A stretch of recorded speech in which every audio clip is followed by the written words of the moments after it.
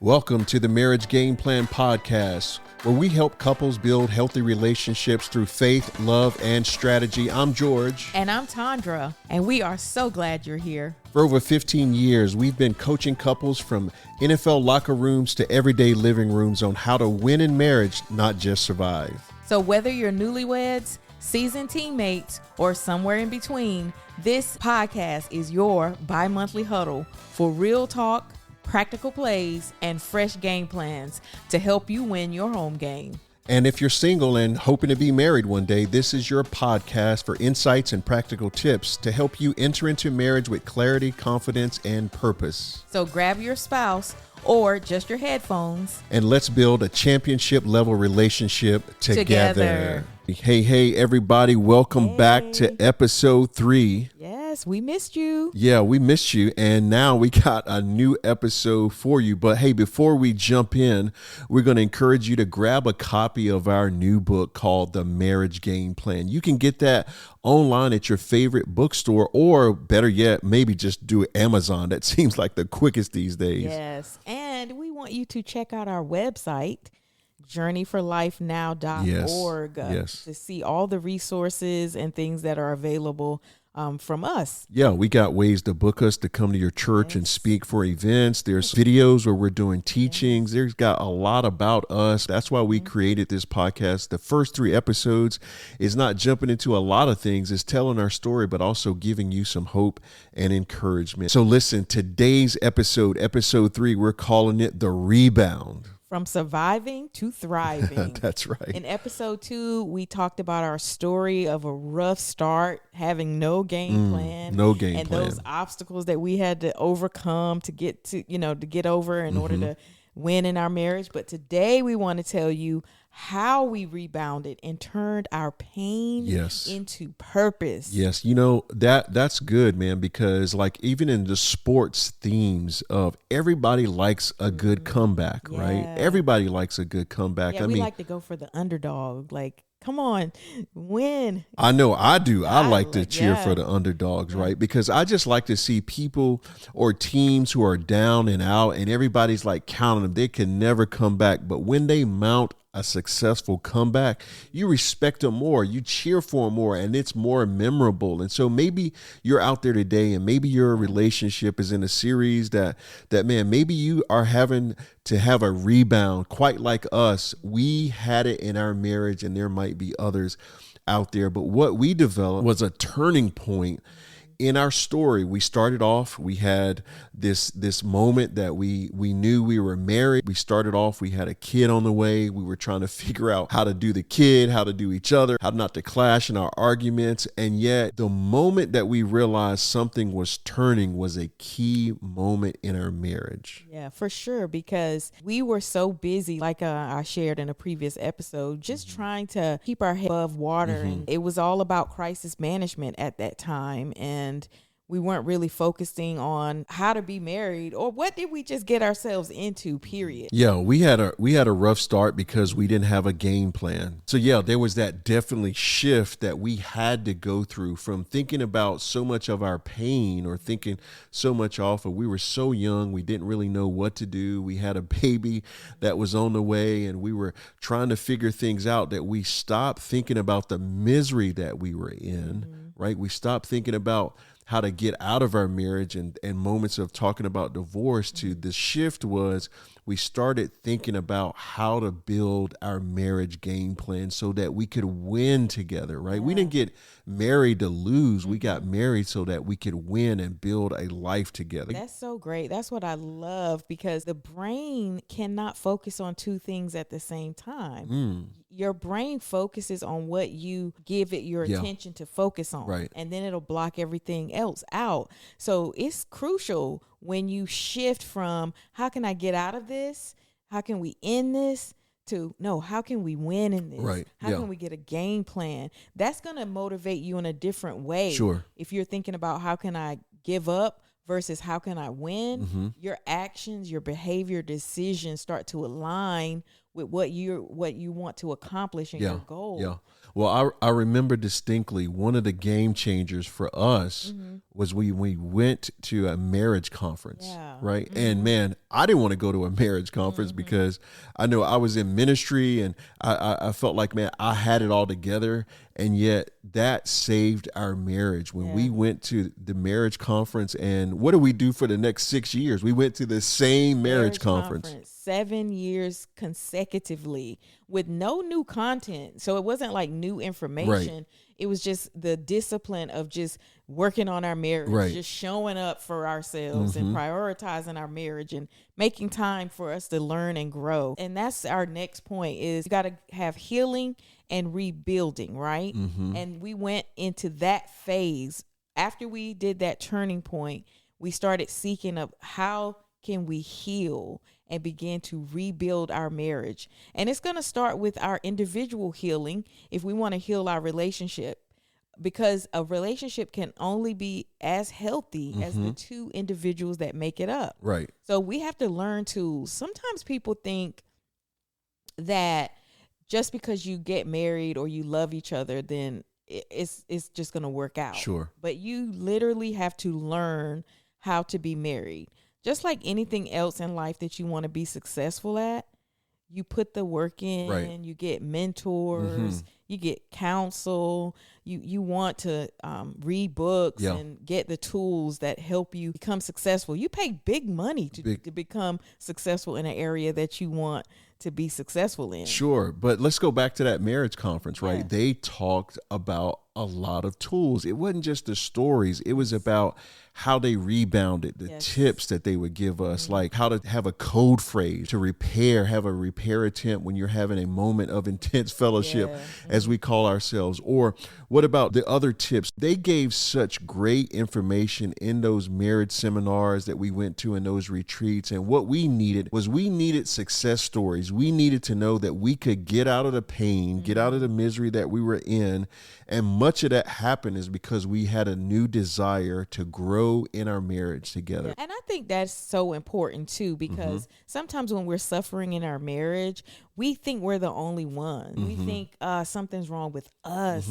Maybe we got married to the wrong person. And you start to feel like you're alone. But when you can like read books and go to conferences and hear other people's stories of overcoming and getting out of hard places, it gives you hope, hope that, oh, maybe we can make it. Maybe we can. And so hearing those stories at the conference and meeting people and just seeing that, hey, it's okay if you're in a bad place. Yeah. You don't have to stay in a bad place. You can move beyond it. It just gave us a whole different vision for what we could be and not let our current situation or past situation define our future. Well, sometimes we don't know what we don't know, then we can be hopeless in our marriages, right? And so let's talk about a few classic books that helped us out, which were tools in our tool belt, right? Like the 5 Love Languages, right? Oh my gosh, with that Dr. was Gary so Chapman. crucial in our marriage. It was so crucial. I was almost upset that I didn't have this book from the very start. Absolutely. Because it basically told me how to love you in your love language. Exactly. I just felt like reading that book, a light bulb came off. Sure. I'm like, this is why, this is what he's needing. Even though I'm doing all these other things that I felt like was being a good wife. I'm cooking. I'm making sure the home is clean. You can cook too. Oh, thank you. And I'm making sure the home is clean, and I'm trying to be a good mom and all of these things that I was focusing on. And it was so frustrating when I felt like you were still not happy. I felt like, oh my God, what is it going to take? I can't make this guy happy. And when I read that book and I was like, you could be doing all the right things, but if you are not loving that person the way they need to be loved, they're going to still feel empty. Right. And I was like, that's it. Right. And finding out that your love language was physical touch, because I wasn't a physically affectionate person. I just didn't grow up like that.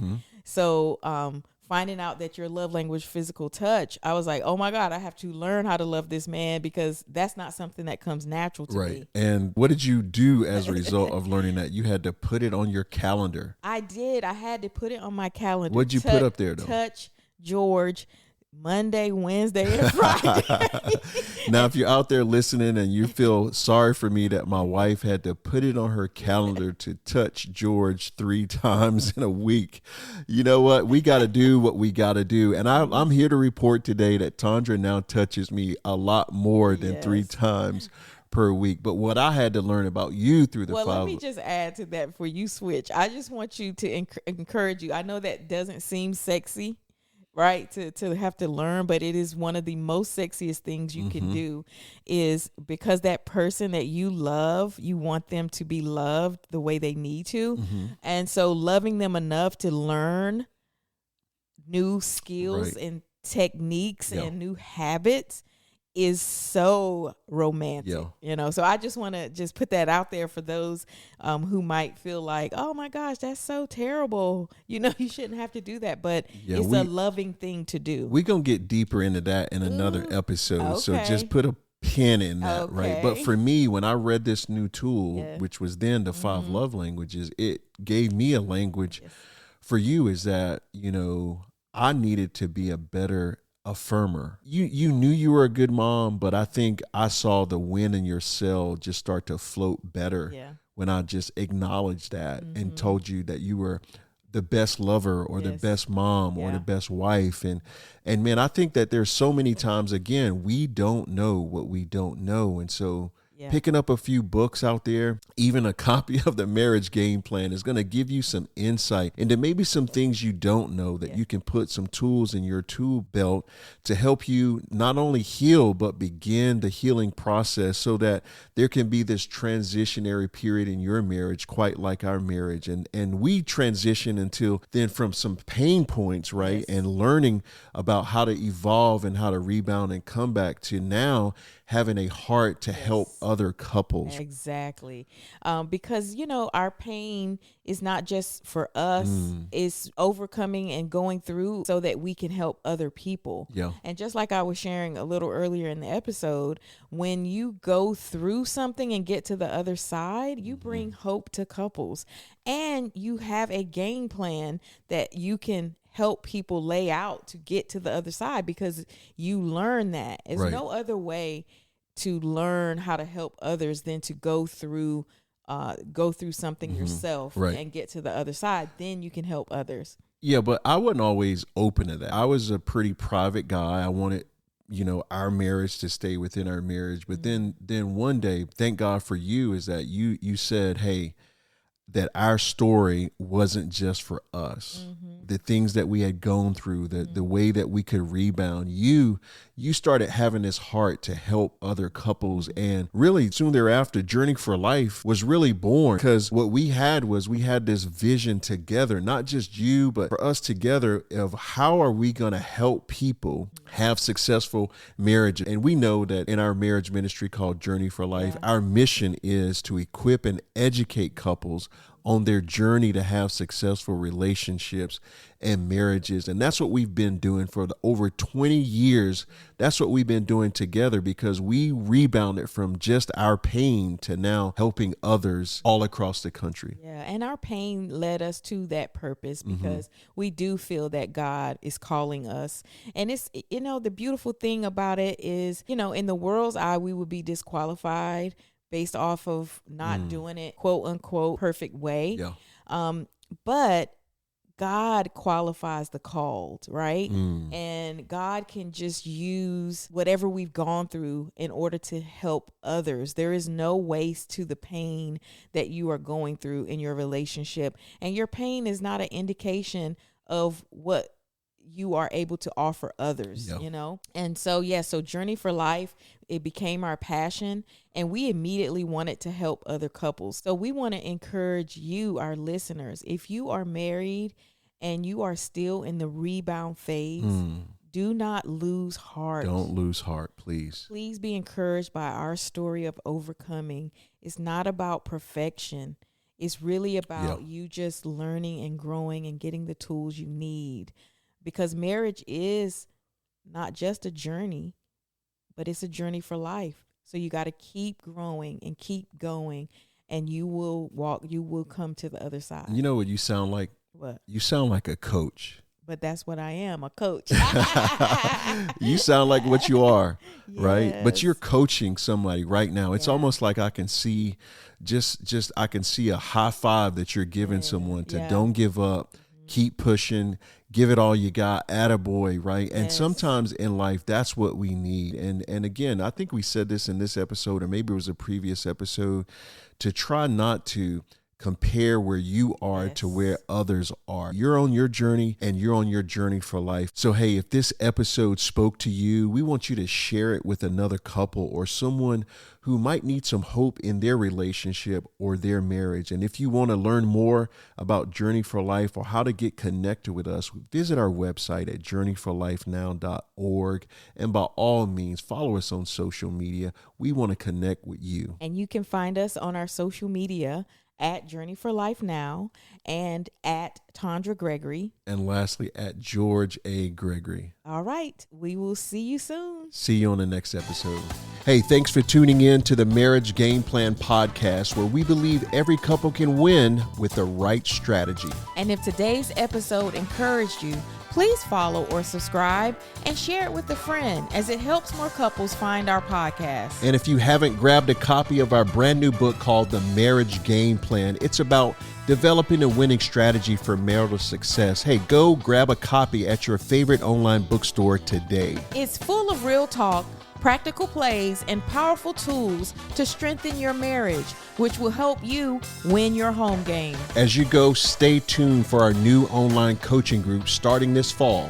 And if this podcast is blessing your life, consider supporting the mission at journeyforlifenow.org/donate. Remember, we're building championship marriages, one play at a time. See you on the next episode. See ya.